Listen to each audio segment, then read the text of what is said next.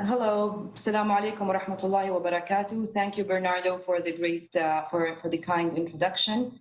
I would like to start by congratulating the Kingdom of Saudi Arabia on its leadership during the G20 presidency, the G20 countries, and specifically the G20 Secretariat, for having a very strong vision about digital health even before the COVID outbreak, and making digital health a priority for during their presidency of the G20. I would also like to thank His Excellency Dr. Bandar Al-Ganawi for inviting me, and for the organizing committee and the scientific committee for putting really a great program together. And I'd like to thank everybody around the globe who have logged in today for this specific summit. I'd like to start with my So as you can see, the communication revolution that took place over the past 20 years has been really significant, and two major outcomes came out of that. The first one is that digital communication has really overtaken the method how we communicate throughout the globe. And the numbers of people who have the ability and access to it have increased to billions of people around the world. And that has led to a major opportunity for us to utilize and capitalize on this type of data that now exists at the tip of our fingers. If we look at the next slide, which talks the definition of digital epidemiology, there were several definitions that existed in the literature. But if we go back to traditional epidemiology to start with, it is really the disease, the willingness and the aim to understand distribution of disease. So what happened, where, how, what were the interventions, what were their impacts? And in that type of study, we would be able to identify patterns of diseases, risk factors, the specific interventions. And as you can understand, for those who are on this webinar, is that this information is extremely important in a small global community today to keep the world safe. Digital epidemiology has the same aim, usually in the hands of epidemiologists, but utilizing tools that existed not for the sake of conducting epidemiological studies. However, they were there for other reasons. And epidemiologists today are seeing that there is a potential opportunity to utilize this data in identifying some of the different aspects that help us understand and conduct epidemiology better. In my next slide, this is a study that was conducted between 2008 and 2018, where it assessed 109 different articles using digital data. And as you can see, it identified the most common data source being web search queries, followed by social media posts. And interestingly enough, the topic of domain of most prevalent in that specific study found that infectious diseases was the most common topic, followed by non-communicable diseases. Among the infectious diseases included in this paper that were found to be of priority were nothing other than major outbreaks: Ebola, MERS, SARS, and others. The next slide shows the life cycle of any epidemic or outbreak, if you will. This can range from a hospital-based outbreak to a major community outbreak.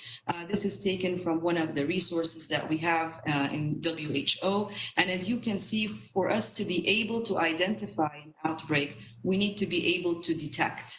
And in the old epidemiological slides that I used to present, the sources of being able to detect an outbreak should come from multiple sources. The active surveillance done by experienced public health individuals, to news feeds, news medias, Twitter accounts. Even false news needs to be taken seriously, or suspected false news needs to be taken seriously to be able to verify and identify the truth behind such clusters or outbreaks. So the detection part is extremely important.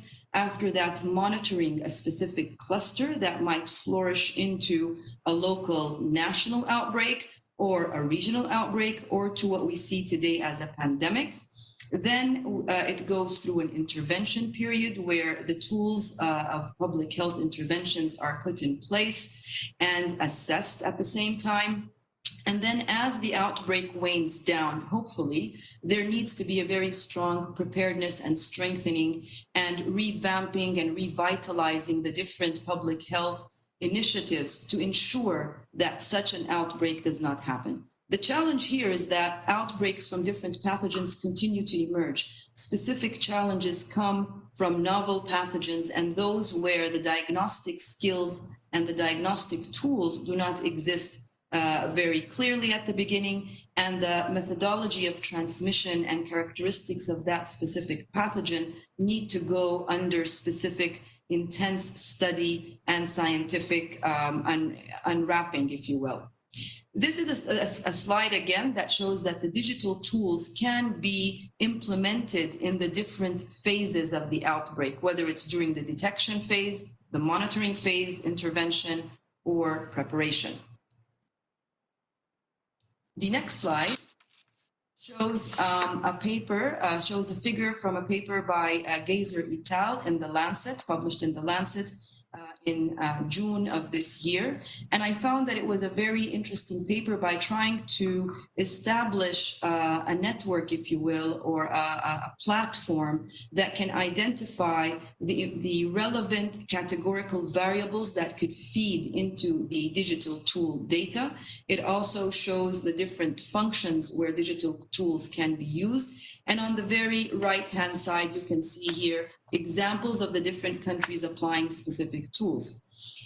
This specific platform, I found it also useful, where we will be adding, where any institution or organization can use it to try to identify what would be a useful tool for their specific country or outbreak, what are the tools that exist, and also for the future to add any new tools that actually do exist. If you look on the left-hand side, this actually gives you an idea of what are the major areas where digital epidemiology can be utilized in, for example, specific tools identifying outbreak response. The proximity contact tracing tools is extremely interesting and intriguing, which I will elaborate on a little bit later. Symptom tracking tool, the quarantine tool, or what we would call digital fencing or electronic fencing, flow modeling tools trying to look into the mobility of populations, tracking airlines. I found it very interesting at one point during COVID, trying to look at airlines flying over the different countries, and you can see which countries have really implemented early on restriction of mobility and limiting travel. So this was a paper that came out recently, and I think it adds a lot to the dissection of the, or if you want, the anatomy of the digital epidemiology tools. Where would you obtain consent? What are the sources of each one of these different tools that can be utilized? And so on and so forth. The next slide, please, will show us from the same paper by Geyser et al.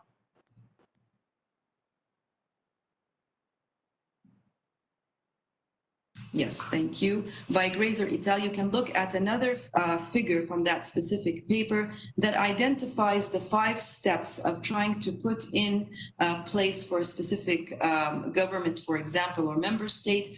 How would you utilize the digital tools? What are the specific principles for the digital tools?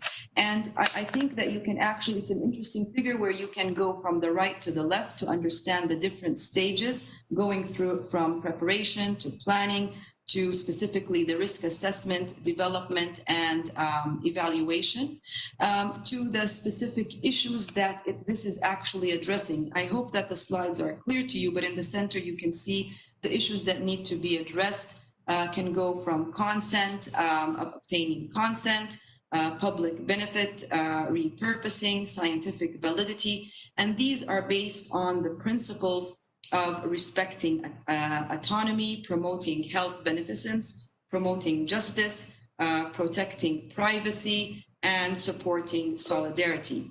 When we actually... I need your consent on a few items to continue. Sorry for that, big speech.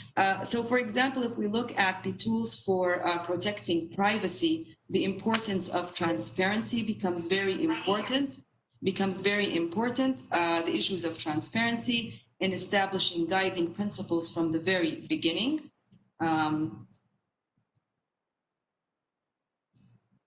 It was supposed to show, okay.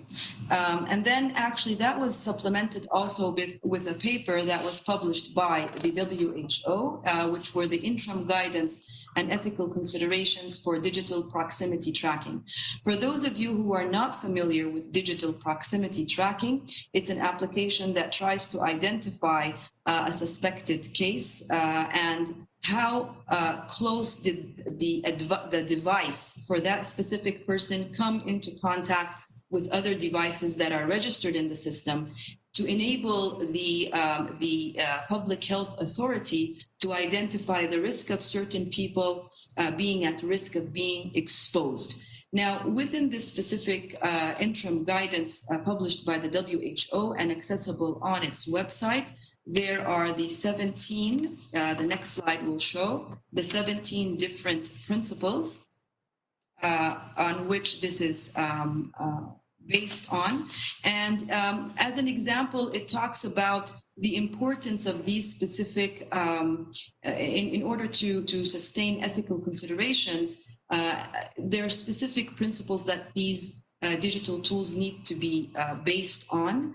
For example, the timeline for how long can these tools be utilized, and that the fact that they should be ended by the end of the outbreak or by the end of the usage or the need for it.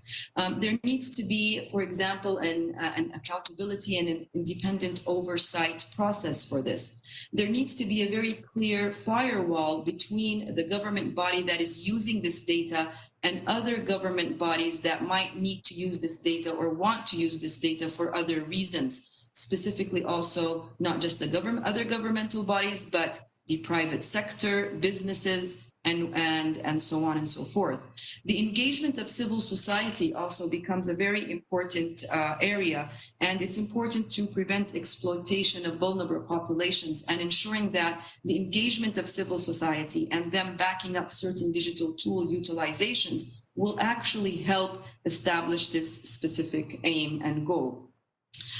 Again, the transparency and identifying to the user the method of the utilization of this data and offering them the ability to opt in or out of certain variables that might be entering into the program. I'll move to the next slide, please. The next slide actually shows, again, we talked about the beauty, and I think His Excellency Dr. Ganawi really emphasized on the eagerness for all of us to be able to capitalize on such data. However, this paper I found interesting because its disclaimer that the challenges are not really mentioned enough when it comes to the utilization of such data, and that's why I wanted to highlight this specific paper by Klingworth and Schnell from Germany, where we need to understand in using digital tools and platforms the availability of internet and the availability of the devices on which this data is being extrapolated needs to be available to a certain percentage, at least, of the community under study.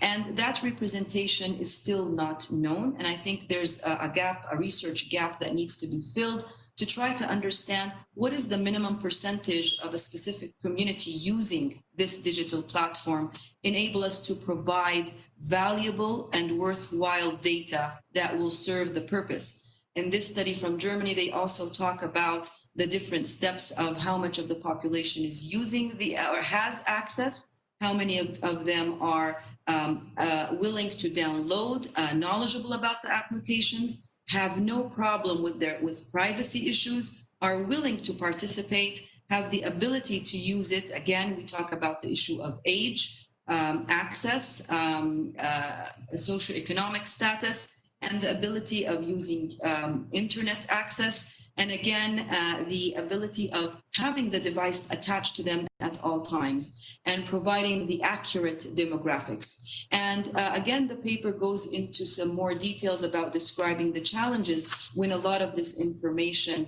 is not available. So I think in summary and in my last slide, I would like to close by saying that this area is of extreme interest, and I think it will allow for the public health community to utilize more data and more information that will enable them to have better detection of potentially economically and health threatening outbreaks and pandemics. Yet there needs to be very clear assessment and prioritization of the research gaps that exist in order for us to utilize this platform in the best way possible.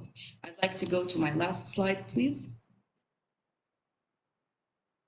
And with that, we can see that this really says in a very simple way that traditional and digital epidemiology can be complementary to one another. And I thank you very much again for inviting me for this presentation. Have a wonderful day. Thank you.